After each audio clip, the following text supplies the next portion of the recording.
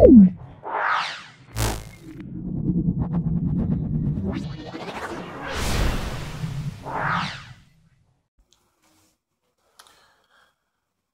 7 নম্বর school Debra Harimati Saraswati বিদ্যা মন্দির class 10-এর প্রত্যেকটা ছাত্রছাত্রীদের বলবো ভিডিওটা প্রথম থেকে শেষ পর্যন্ত দেখো।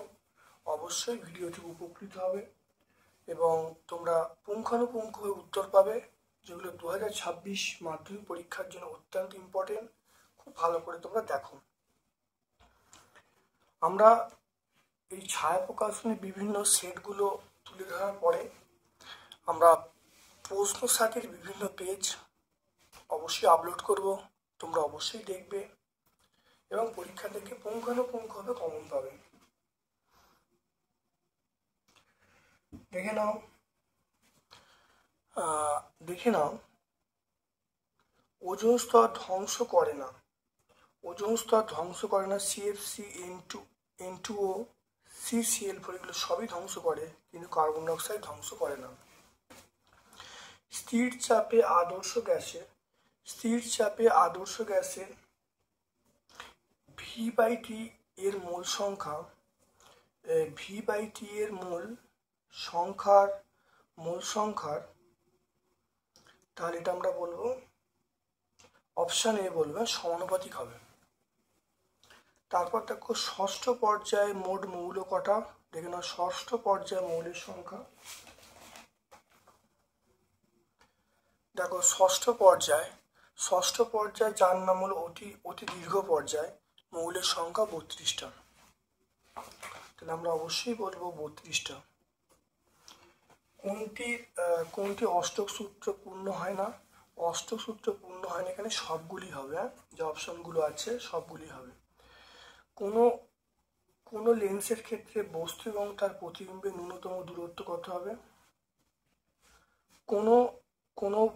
দেখে নাও কোনো লেন্সের ক্ষেত্রে বস্তু এবং প্রতিবিম্বের ন্যূনতম দূরত্ব 0 হতে পারে।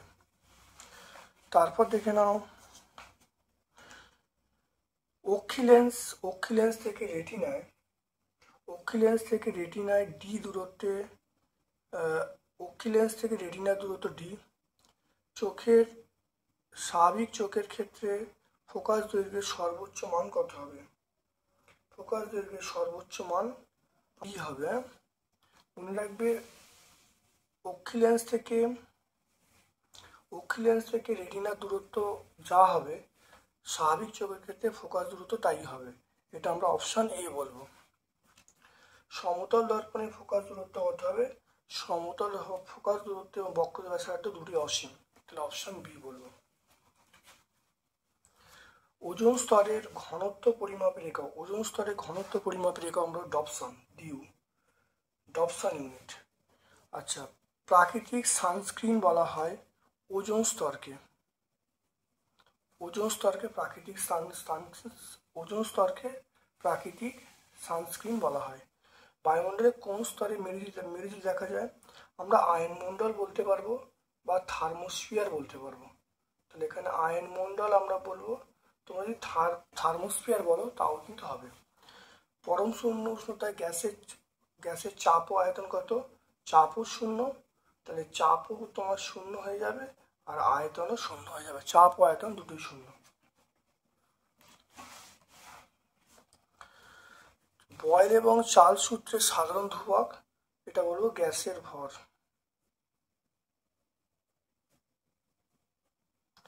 বয়েল এবং চার্লসের সাধারণ ধ্রুবক আমরা বলবো গ্যাসের ভর। কোনো গোলীয় দর্পণকে জলে ডোবালে ফোকাস দৈর্ঘ্য, এটা গোলীয় দর্পণকে জলে ডোবালে ফোকাস দৈর্ঘ্য একই থাকে। ক্যামেরায় গঠিত প্রতিবিম্ব কিরূপ হয়?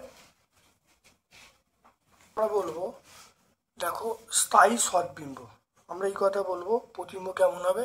স্থায়ী সৎবিম্ব। তাহলে স্থায়ী সৎবিম্ব।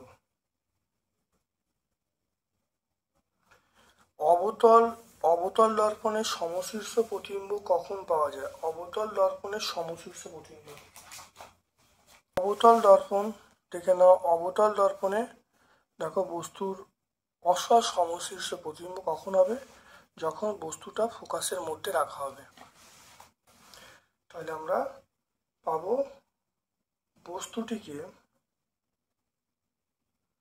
বস্তুটিকে মেরু ও ফোকাসের মধ্যে রাখলে,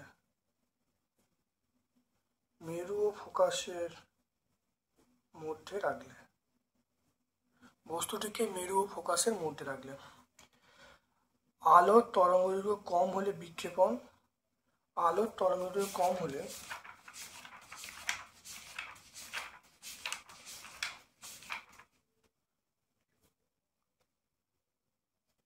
দেখে নাও, লাল আলোর তরঙ্গদৈর্ঘ্য বেশি, তাই বিক্ষেপণ কম। তাহলে উল্টো সম্পর্ক।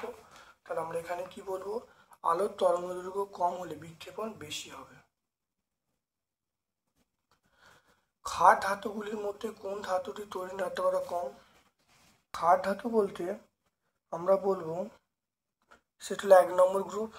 1 নম্বর গ্রুপকে তাহলে হাইড্রোজেন বাদ দিলে সবগুলো ক্ষার ধাতু পড়ছে। এবারে তড়িৎ ঋণাত্মকতা ওপর থেকে নিচে নামলে দেখে নাও, ওপর থেকে দেখো 1 নম্বর, তাহলে 1 নম্বর হলো এইটা।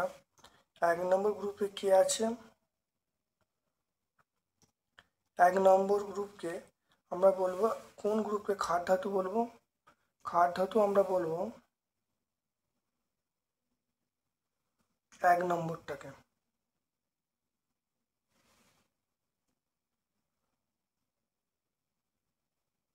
তাহলে 1 নম্বরটাকে ক্ষার ধাতু বলবো।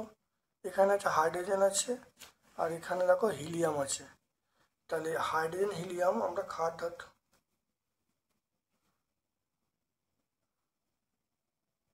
আচ্ছা, ক্ষার ধাতু বলতে দেখো এইটা hydrogen, lithium, sodium, potassium, rubidium, caesium, francium, এগুলো সব কিন্তু ক্ষার ধাতু। এবারে চলে এসো শ্রেণীগতভাবে ওপর থেকে নিচে নামলে, দেখো ওপর থেকে নিচে নামলে হ্রাস পাবে। তাহলে এখানে সবচেয়ে বেশি লিথিয়াম, সবচেয়ে কম কার ফ্রান্সিয়াম। তাহলে ওপর থেকে নিচে নামলে হ্রাস পাবে। তাহলে এখানে সবচেয়ে বেশি আমরা লিথিয়াম বলবো, সবচেয়ে কম আমরা ফ্রান্সিয়াম বলবো। তাহলে প্রশ্নে চেয়েছে সবচেয়ে কম কার, এটা হলো আমরা ফ্রান্সিয়াম বলবো এফার। আর যদি বেশি বলতো তাহলে আমরা বলতো লিথিয়াম বলতো।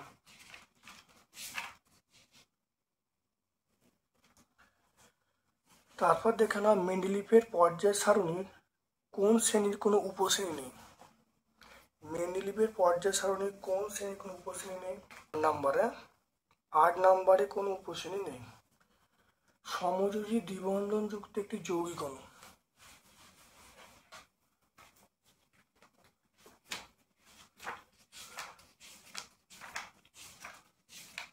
সমযোজী দ্বিবন্ধনযুক্ত, দেখে নাও, সব সমযোজী দ্বিবন্ধনযুক্ত, এখন দ্বিবন্ধনযুক্ত যে অণু সেগুলো সবই কিন্তু সমযোজী যৌগ। তাহলে সমযোজী দ্বিবন্ধনযুক্ত যৌগ আমরা CO2 বলবো বা ইথিলিন বলবো। তাহলে আমরা এটাকে CO2 বলি। CO2, কার্বন ডাইঅক্সাইড হবে, ইথিলিন হবে, CO2 হবে, তো ইথিলিন C2H4 এটাও হবে। তাহলে CO2 এবং C2H4 যে কোনো একটা পরীক্ষা লিখবে। গ্রুপ সি এর প্রশ্নে চলে এসো। দেখো বলছে আয়নি ভবন বিভব কাকে বলে?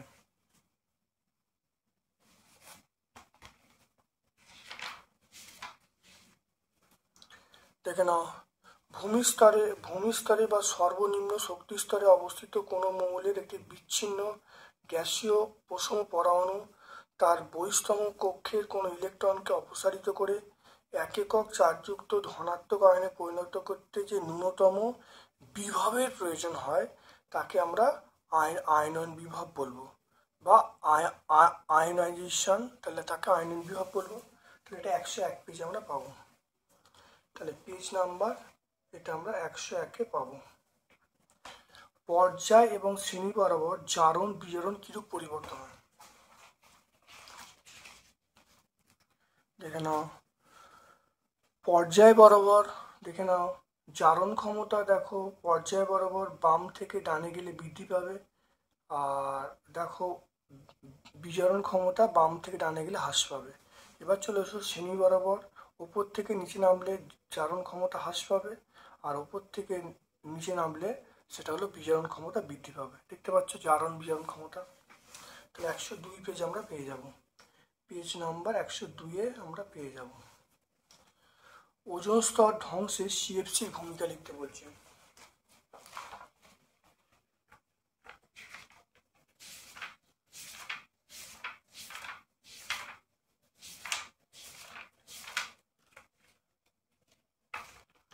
দেখো ওজোন স্তর ধ্বংসে সিএফসির ভূমিকা আমরা এই 5 নম্বর পয়েন্টটা ব্যাখ্যা করে দেবো। 5 নম্বর পয়েন্টটা তাহলে 4, পেজ নাম্বার 4। তারপর দেখো চাল সূত্রে ভিটি এবং ভিটি লেখচিত্র অঙ্কন করতে বলি। দেখে নাও,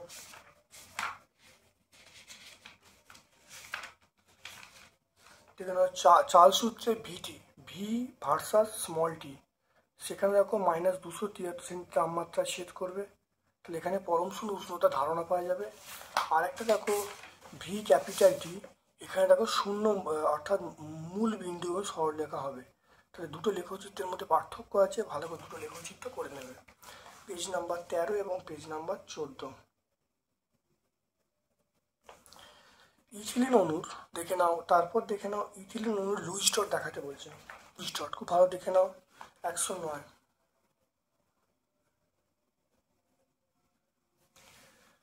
তারপর দেখে নাও আয়নীয় যৌগের ক্ষেত্রে সংকেত ওজন কথাটা যথাযথ ব্যাখ্যা করতে বলছে। NaCl দেখে নাও, NaCl বা সোডিয়াম ক্লোরাইডের ক্ষেত্রে আণবিক ওজনের বদলে সংকেত ওজন কথাটা কেন প্রয়োগ করা হয়, বা NaCl এর ক্ষেত্রে আণবিক ওজনের তুলনায় সংকেত ওজন কথাটা বলাটা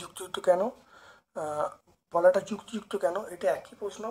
এই সোডিয়াম ক্লোরাইডের জায়গায় যদি আয়নীয় যৌগ হয় একই উত্তর হবে। মনে রাখবে সোডিয়াম ক্লোরাইড বা আয়নীয় যৌগ, সোডিয়াম ক্লোরাইড একটা আয়নীয় যৌগ, এর ফলে পৃথক অণুর কোনো অস্তিত্ব নেই, অর্থাৎ অসংখ্য Na+ এবং Cl- আয়ন স্থির আকর্ষণ বলের দ্বারা আকর্ষিত হয়ে কঠিন NaCl বা সোডিয়াম ক্লোরাইড তৈরি করে। বিচ্ছিন্ন অণুর কোনো অস্তিত্ব না থাকায় আণবিক ওজন কথাটা অর্থহীন। তাই সোডিয়াম ক্লোরাইডের সংকেত ওজনে Na এবং Cl- এর সমষ্টিকে সাংকেতিক ওজন বা সংকেত ওজন কথা যুক্তিযুক্ত। এটা আমরা সহায়িকা 320 পেজে পাবো।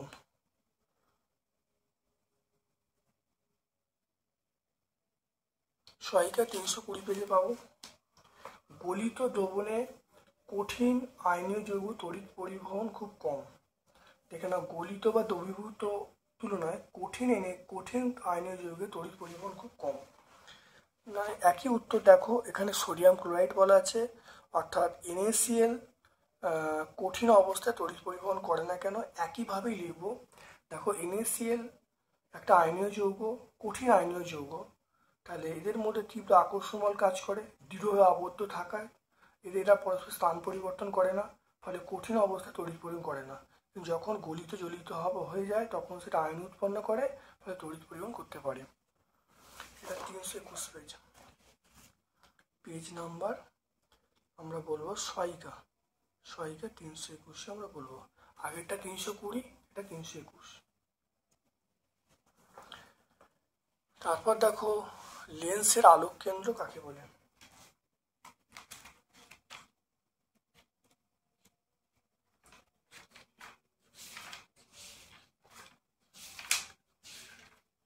লেন্সের আলোক কেন্দ্র অর্থাৎ দেখো লেন্সের একটি তলে কোনো আলোরশ্মি আপাতিত হয়ে প্রতিসরণের পর বিপরীত তল থেকে আপাতিত আলোরশ্মি সমান্তরালে নির্গত হলে রশ্মিটি প্রধান অক্ষকে যে বিন্দুতে ছেদ করে তাকে আমরা আলোক কেন্দ্র বলবো।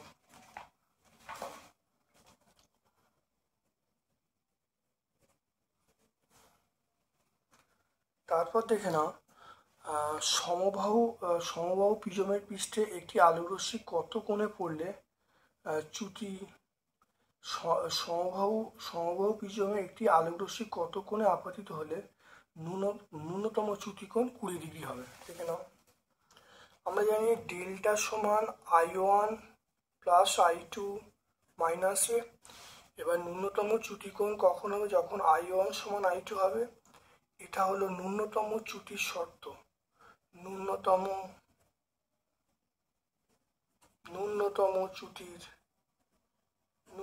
চ্যুতির শর্ত। তাহলে এখানে আমরা কি বলবো? তাহলে ডেল্টা সমান 2I1 plus I1 2I1 minus এ। এবার চলে এসো, তাহলে এখানে বলা আছে, আচ্ছা এটা ডেল্টা মিন করে দিই, ন্যূনতম চ্যুতিকোণ ডেল্টা মিন সমান 2I1 কেন I1 প্লাস I1, অর্থাৎ এখানে একটা স্টেপ যদি বাড়িয়ে দিই, দেখো ডেল্টা মিন সমান আমরা বলবো I1 প্লাস I1 মাইনাসে, তা 2I1 হয়ে গেল। এবার দেখে নাও আমার এই মানটা বলা আছে ন্যূনতম চ্যুতিকোণ, এটা 20 ডিগ্রি বলা আছে, 20 ডিগ্রি হলো এটা 2I1, এটা হলো আমাকে কি বলেছে? সমবাহু ত্রিভুজ মানে এ এর মান কত হবে? এ এর মান 60 ডিগ্রি হবে। তাহলে এটা আমরা 60 ডিগ্রি করে দিলাম। তাহলে এখান থেকে দেখে নাও, সেটা হলো তাই 2I1 সমান 20 ডিগ্রি প্লাস 60 ডিগ্রি, তাহলে 2I1 সমান আমরা বলবো 80 ডিগ্রি। তাহলে এখান থেকে I1 সমান 80 ডিগ্রি বাই 2 আমরা বলবো 40 ডিগ্রি। তাহলে এখানে আমরা বলবো অতএব আপাতন কোণের মান, অতএব আপাতন কোণ কত হবে? আপাতন কোণ 40 ডিগ্রি হবে। দেখে নাও ডেল্টা সমান I1 প্লাস I2 মাইনাসে, তাহলে এখান থেকে ডেল্টা মিনের মান পেয়ে গেলাম। তাহলে ডেল্টা মিন মানে দেখে নাও, তাহলে I1 সমান I2 হবে। তাহলে এখান থেকে মানটা বসিয়ে দিলাম। তাহলে ডেল্টা মিনের মান মানে ন্যূনতম চ্যুতিকোণের মান 20 ডিগ্রি, আর যেহেতু এটা সমবাহু প্রিজম মানে এর মান 60 ডিগ্রি, মানটা বসিয়ে আয়ের মান 40 ডিগ্রি পেয়ে গেলাম। তাহলে আপাতন কোণের মান পেয়ে গেলাম 40 ডিগ্রি। গ্রুপ ডি, 1 গ্রাম ভরের কোনো গ্যাস 70 ডিগ্রি সেন্টিগ্রেড তাপমাত্রায় 2 atm চাপে 410 ml আয়তন অধিকার করে, গ্যাসটির মোলার ভর নির্ণয় করতে বলছে।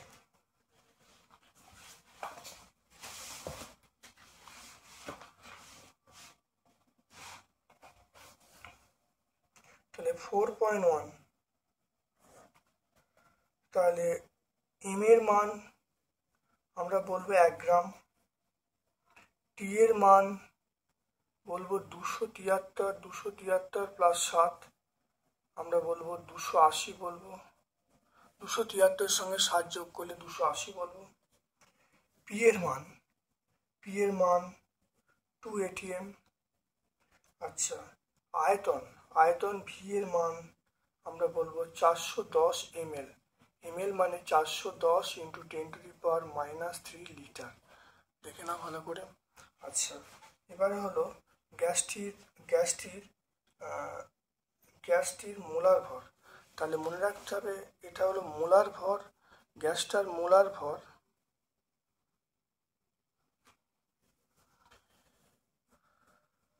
তাহলে এখানে দেখে নাও 1 গ্রাম, তাহলে ডব্লুর মান দেখেন এখানে 1 গ্রাম বলা আছে, 1 গ্রাম গ্যাস, তাহলে আমরা ডব্লুর মান 1 গ্রাম বলবো। হ্যাঁ, ডব্লুর মান 1 গ্রাম, টি এর মান 280, পি এর মান 2 atm, ভি এর মান 410 ml, 410 ইন্টু 10⁻³ লিটার, আর ডব্লুর মান 1 গ্রাম, আর এম এর মানটা বার করতে হবে।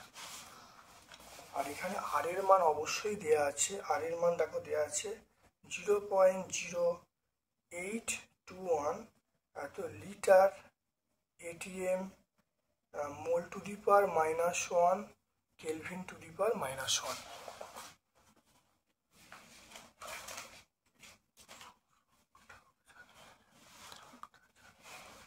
তাহলে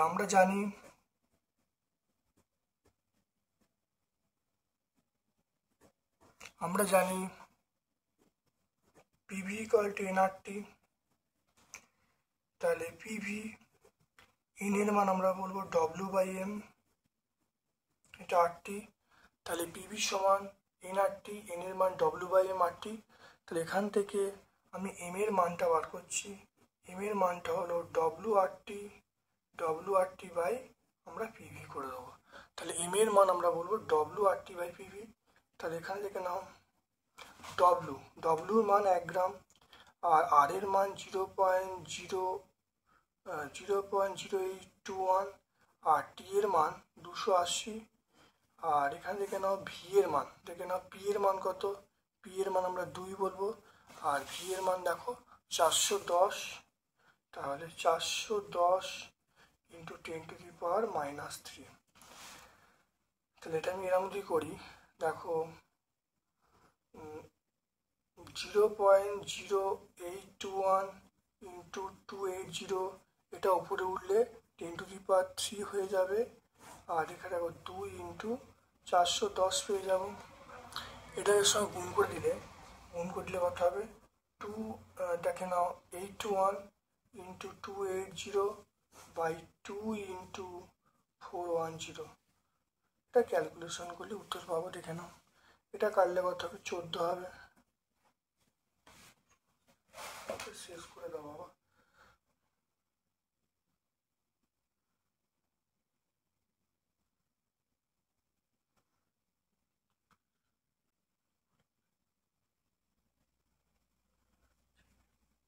তো এটা করলে কত হবে, এম এর মান দেখো, এম এর 280.34।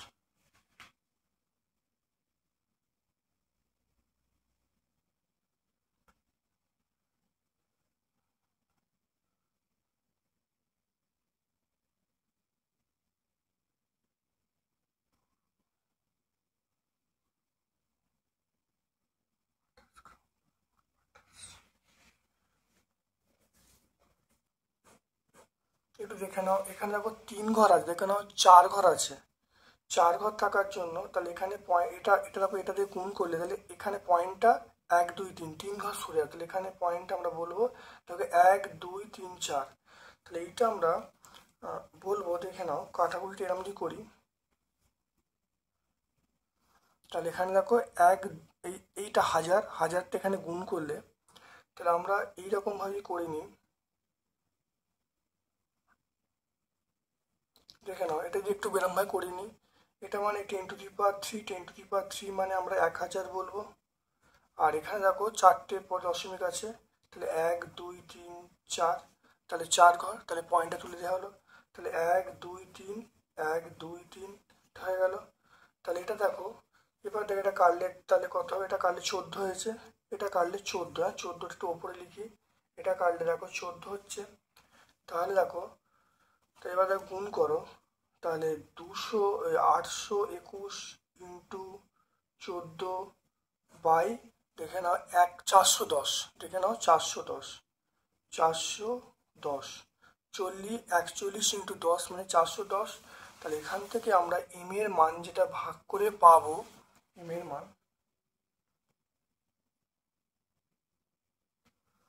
এর মানটা ভাগ করে পাবো, সেটা আমরা বলবো 4.1।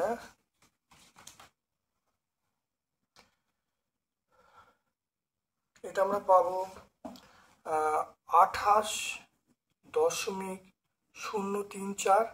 এটা প্রায় 28, আমরা বলবো 28 গ্রাম পার মোল। তাহলে তাহলে পেয়ে গেলাম। তাহলে মোলার ভর কত হবে, আমরা এককটা এখানেও লিখতে পারি, তাহলে গ্যাসটার মোলার ভর হবে, এটা হলো 28 গ্রাম পার মোল। তাহলে গ্যাসটার মোলার ভর পেয়ে গেলাম, খুব ভালো করে দেখে নাও।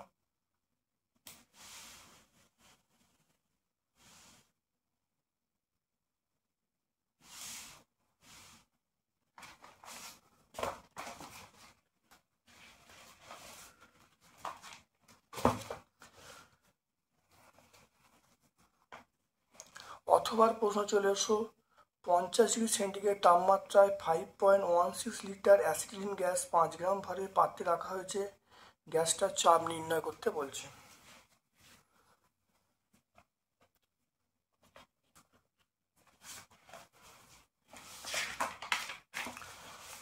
এখানে অথবার প্রশ্ন,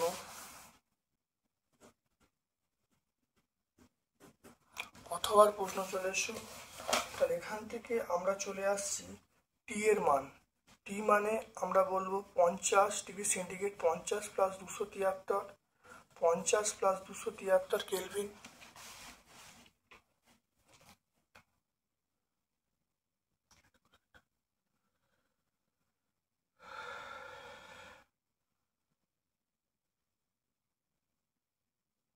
তাহলে এটা আমরা বললে কত হবে, 323 হবে, 323 কেলভিন। তারপর দেখে নাও ভি এর মান, ভি এর মান চলে এলো 5.16 লিটার। দেখে নাও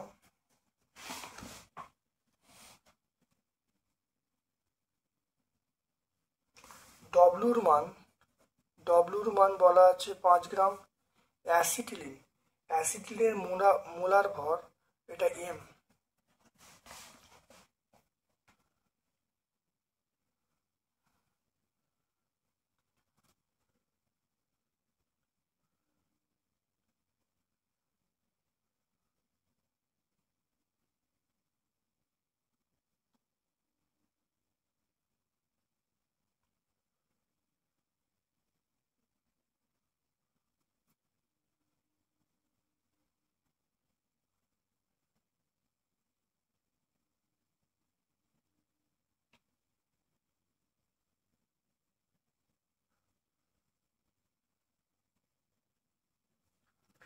দেখো অ্যাসিটিলিনের মোলার ওয়েট বা মোলার ভর এটা বলবো 26 বলবে, 26 গ্রাম পার মোল। অ্যাসিটিলিন মানে C2H2, তাহলে C2H2 মানে সি মানে দেখে নাও সি মানে 2 × 12 প্লাস আমরা কি বলবো 2 × 12 প্লাস এটা কত হচ্ছে 1 × 2, তাহলে করলে দেখো 24 26 আসছে। তাহলে এটা দেখে নাও 26, তাহলে অ্যাসিটিলিনের দেখো C2H4, তাহলে এম কত হলো 26 দেখে নাও। তারপরে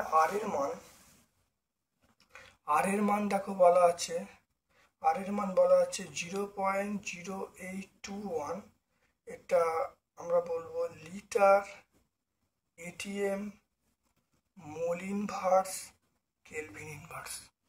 তো এখান থেকে আমরা কি চাইছে গ্যাসটার চাপ পি চাইছে।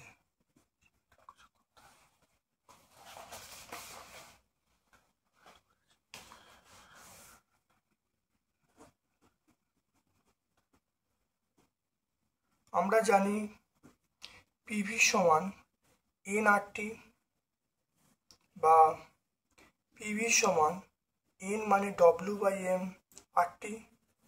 তাহলে এখান থেকে দেখে নাও পি এর মান WRT বাই দেখে নাও এটা হলো এমভি, WRT বাই এমভি দেখে নাও এখান থেকে। তাই ডব্লুর মান কত, ডব্লুর মান আমরা 5 বলবো, আর এর মান 0.0821, টি এর মান আমরা 323 বলবো, এম এর মান 26 আর ভি এর মান আমরা বলবো 5.16। এটা আমরা কার মান পাবো, এটা পি এর মান পাবো।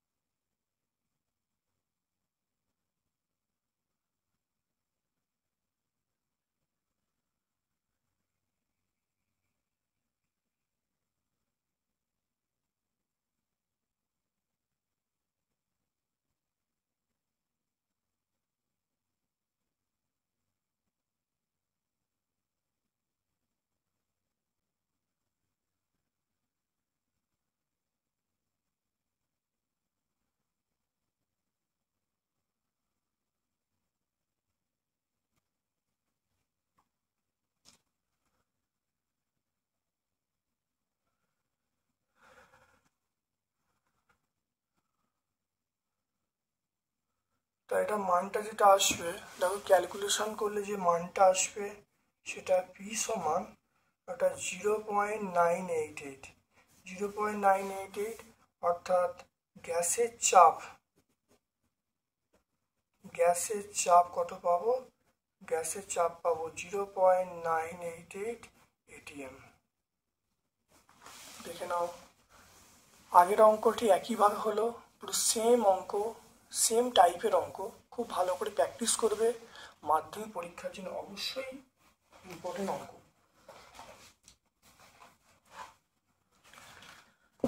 এরপর দেখো, দেখে নাও, কোনো 4.2 কোনো উত্তল লেন্সের এফ এবং 2F এর মধ্যে বস্তু রাখলে বস্তুর প্রতিবিম্ব রেখাচিত্রের সাহায্যে দেখাতে বলছে।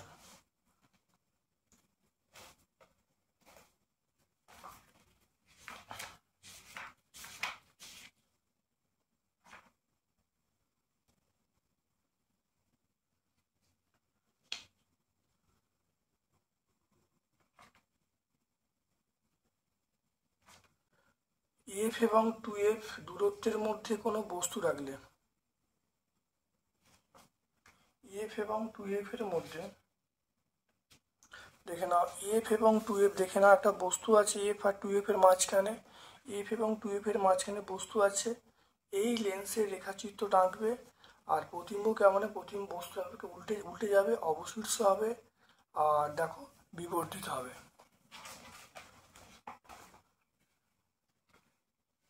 পেজ নাম্বার 50 আমরা বলবো। তারপর দেখে নাও 4.3,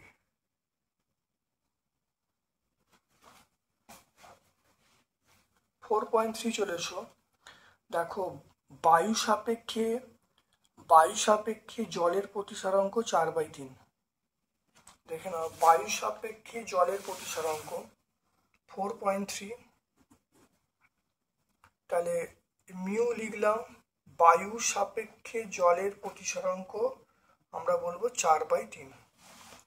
এরপর দেখো, বায়ু সাপেক্ষে কাঁচের প্রতিসরাঙ্ক, তাহলে বায়ু সাপেক্ষে কাঁচের প্রতিসরাঙ্ক সেটা হলো 3/2।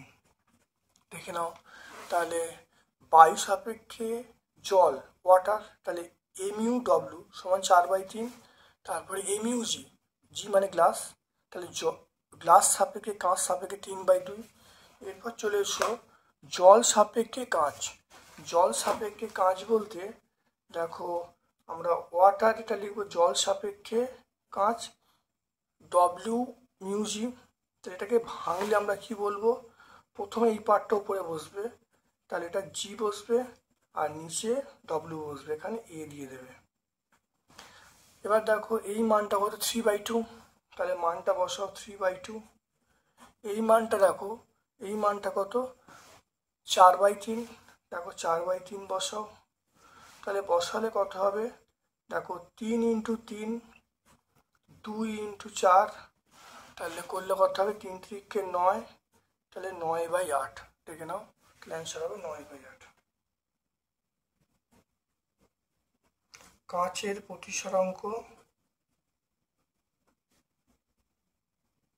জল সাপেক্ষে কাঁচের প্রতিসরাঙ্ক আমরা বলবো 9/8।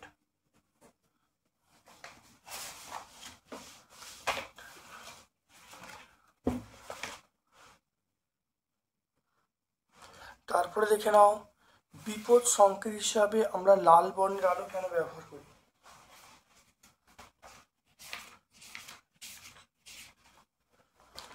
দেখে নাও, বিপদ সংকেত হিসাবে আমরা লাল বর্ণের আলো কেন ব্যবহার করি। মনে রাখবে, আমরা লাল আলো তরঙ্গদৈর্ঘ্য বেশি, লাল আলো তরঙ্গদৈর্ঘ্য বেশি, তাই বিক্ষেপণ কম। নীল বা বেগুনি আলো তরঙ্গদৈর্ঘ্য কম, বিক্ষেপণ বেশি, তাই চারিদিকে ছড়িয়ে পড়ে। নীল এবং বেগুনি অপেক্ষা নীলটা বেশি চোখে সংবেদনশীল, তাই আকাশটা আমরা নীল দেখি। পেজ নাম্বার 58 পেয়ে যাব।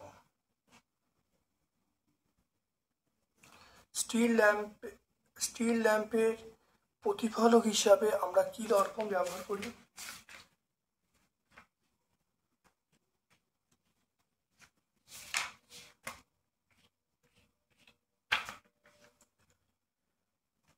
দেখে নাও, স্টিল ল্যাম্পের প্রতিফলক হিসাবে আমরা উত্তল দর্পণ ব্যবহার করি, তাহলে অবশ্যই আমরা বলবো উত্তল দর্পণ।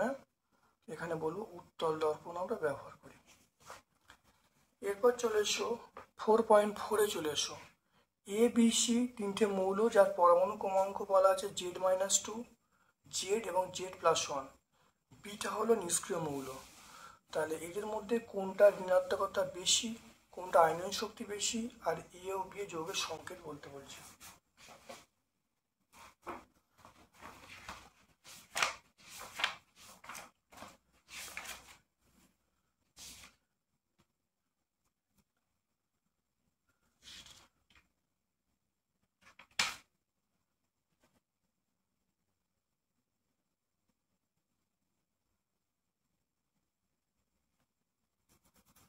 দেখে নাও, এই প্রশ্নের উত্তরটা তোমরা এখানে পেয়ে যাবে, খুব ভালোভাবে দেখে নাও।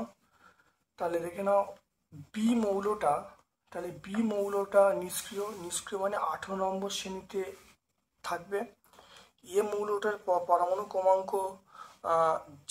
Z-2, তাহলে ওটা নিষ্ক্রিয় মৌল মানে বহিস্থ কক্ষে 8টা ইলেকট্রন, তাহলে এর 8-2, 8-2 মানে কত হবে 6টা।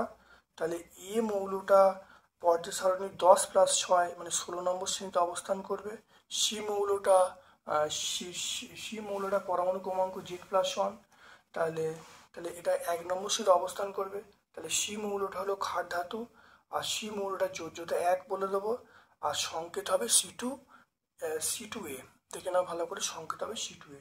তাহলে এটা আমরা সহায়িকায় 300, তাহলে এটা আমরা সহায়িকায় পেয়ে যাব, সহায়িকা 361 পেজে কিন্তু আমরা পেয়ে যাব। তারপর দেখো গ্রুপ 2 ভুক্ত মৌলগুলিকে ক্রমবর্ধমান পারমাণবিক ব্যাসার্ধ অনুসারে সাজাতে বলছে, ব্যাখ্যা করতে বলছে। গ্রুপ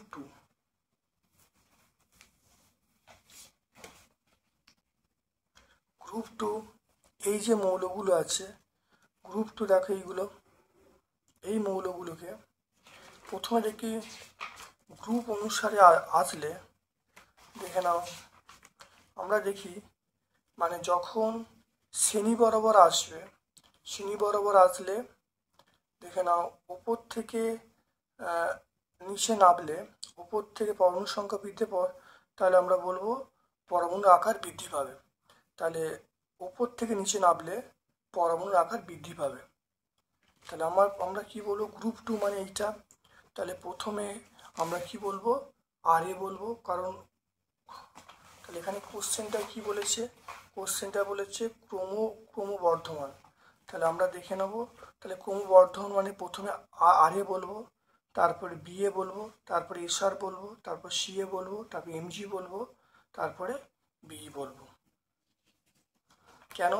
কারণ এখানে দেখে নাও একটা কথা বলা আছে, ক্রমশ বৃদ্ধি পাবে। দেখে নাও শ্রেণী বরাবর উপর থেকে নিচে নামলে ইলেকট্রন সংখ্যা বৃদ্ধি পাবে, ইলেকট্রন সংখ্যা বৃদ্ধি পেলে পরমাণুর আকার বৃদ্ধি পাবে। বুঝতে পারছো?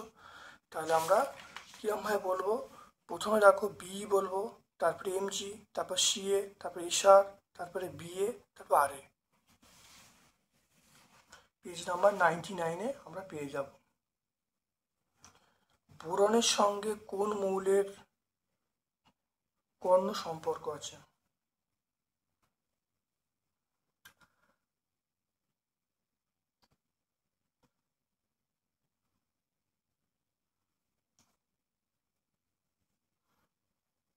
হলো, তাহলে কর্ণ সম্পর্ক দেখো এই মৌলটা, দেখো বোরনের সঙ্গে কর্ণ সম্পর্ক হলো এই মৌলটা, সেটা হলো, এটার নাম হলো UUO। এই মৌলটা দেখতে পাচ্ছি, এই মৌলটার নামটা বলছি,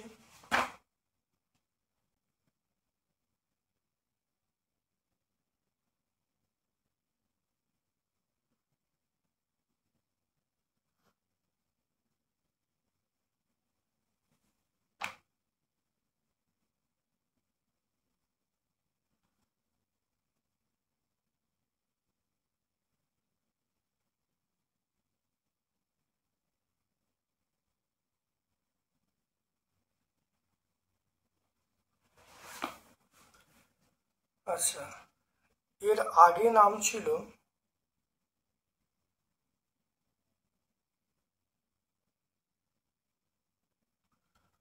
এর আগে নাম ছিল, এই মৌলটার আগে নাম ছিল, এই মৌলটার আগে নাম ছিল উনান।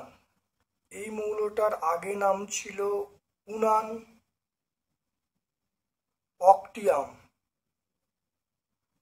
এই মৌলটার আগে নাম ছিল উনান অক্টিয়াম, এখন নাম হয়েছে, এর একটা নাম আছে, সেটার নাম হলো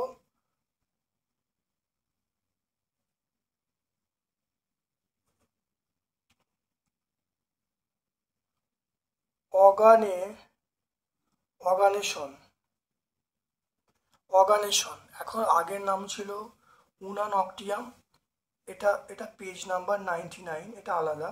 তাহলে উনান অক্টিয়াম, আর এখন নাম হচ্ছে অর্গানেশিয়াম। দেখতে পাচ্ছ? এটা আমরা তাহলে 7 নম্বর স্কুলটা আমরা সম্পূর্ণ ব্যাখ্যা করলাম। ভিডিওটা কেমন লাগলো কমেন্ট সেকশানে কমেন্ট করতে ভুলবে না। চ্যানেলটাকে সাবস্ক্রাইব করবে, বেল বাটনে ক্লিক করে দেবে। আমার পক্ষ থেকে সকলকে ধন্যবাদ এবং শুভ কামনা জানাচ্ছি।